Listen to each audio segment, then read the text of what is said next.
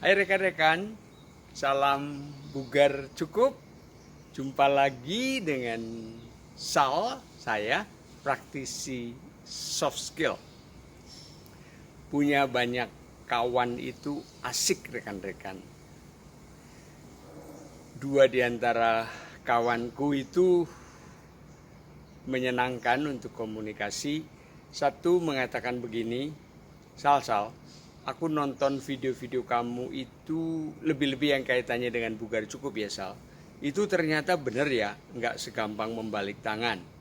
Dan dari refleksiku menonton video kamu, memang sih itu bukan hal yang mendesak. Dan karena nggak mendesak, banyak orang nggak melihat itu sebagai sesuatu yang penting. Tetapi justru karena tidak penting itu sebenarnya orang perlu menyiapkan. Maksudmu saya tanya gitu. Iya, bayangkan kalau kehidupan kita terencana dengan baik, itu kan pasti kita bisa tenang.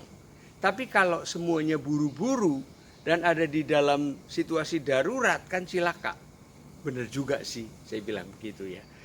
Lalu kami ngobrol asik sekali bahwa memang bugar cukup itu penting dan tidak bisa dengan cepat dimaknai dan dipraktekkan. Itu butuh proses kata dia. Dan saya katakan dengan tangan begini. Lalu kawan yang kedua cerita kepada saya, Sal, saya mau cerita kepada kamu sesuatu yang gimana ya, menurut kamu ini nanti aku pengen pendapat kamu. Jadi di kompleksku itu ada memang aturan yang bagus ya, pengelolaannya bagus dan ada tukang sapu.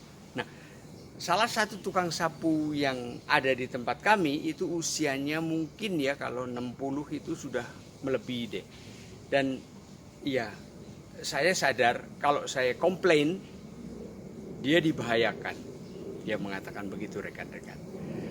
Maka saya punya cara, kata dia. Gimana caramu? Begini. Jadi saya membuat sedikit drama. Sesungguhnya saya kepingin dia bekerja dengan optimal dan berkeliling ya di kompleks, bukan cuma yang di depan pintu yang banyak kali terlihat dengan mudah. Tetapi kalau nyuruh orang tua itu kan nggak etis ya, nggak sopan juga.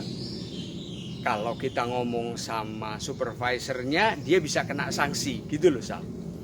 Lalu saya memakai komunikasi dengan yang bersangkutan begini, Pak, ini ketika dia lama tidak sampai ke tempat kami, kata dia,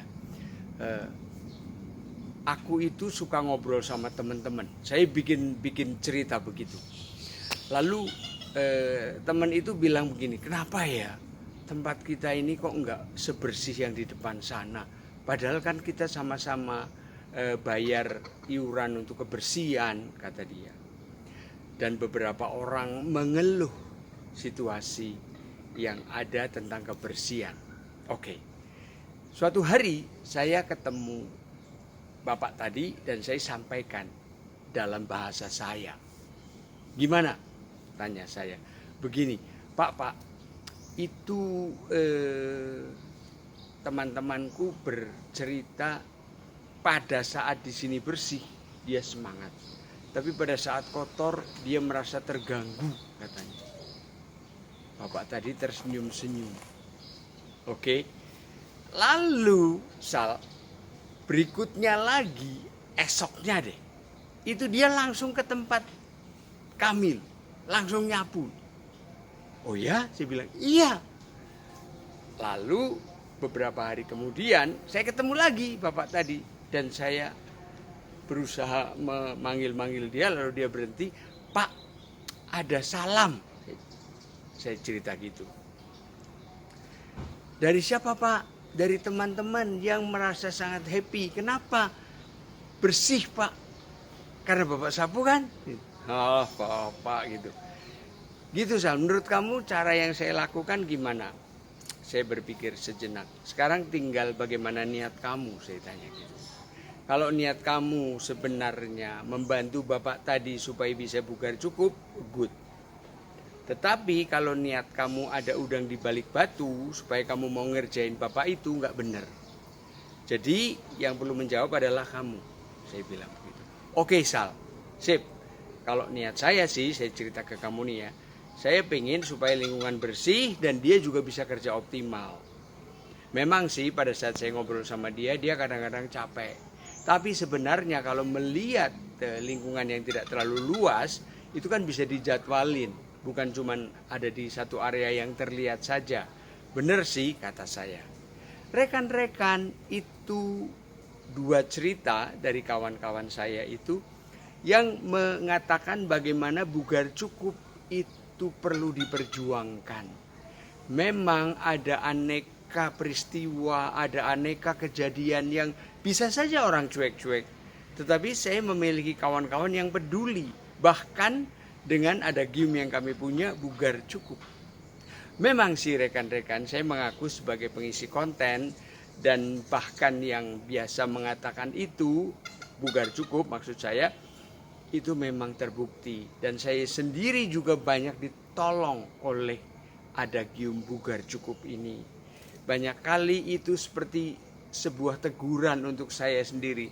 Sal, kamu suka ngomong bugar cukup, sudahkah kamu bugar cukup? Ini seringkali membuat saya malu dengan diri saya. Begitu rekan-rekan yang ingin saya sampaikan kepada rekan-rekan hari ini. Silahkan kalau suka video ini di like. Dan yang sudah subscribe terima kasih. Yang belum saya undang untuk subscribe. Dan tolong di forward ya rekan-rekan supaya banyak orang yang menonton video-video kami yang menarik dan perlu ini. Kalau ada yang punya pengalaman atau pertanyaan silahkan ditulis di komentar. Terima kasih ya rekan-rekan. Saatnya mendengarkan suara hati.